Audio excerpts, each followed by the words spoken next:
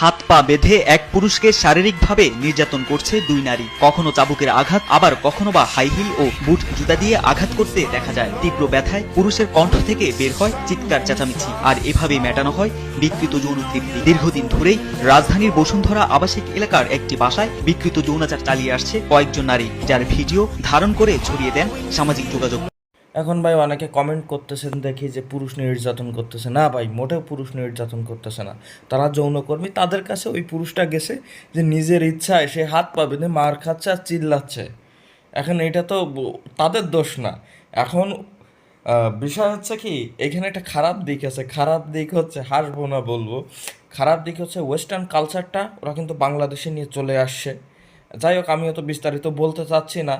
তবে ওই নারী দুইজনকে ছেড়ে দেওয়া হোক, ছেড়ে দিয়ে যে ধর্ষণকারীগুলো আছে বাংলাদেশে, যারা শিশু ধর্ষণ করে এবং নানা অপকর্মে জড়িত, ঠিক আছে, তাদের এই দুইজন নারীর কাছে পাঠায় দেওয়া হোক। এরা হাত পা বেঁধে ওদের পাছায় চাবুক মারুক না, এইটাই চাই আমি। ঠিক আছে, তো ওদের শাস্তি না দিয়ে ওদের ছেড়ে দেন এবং ধর্ষণকারীদের ওদের হাতে তুলে দেন।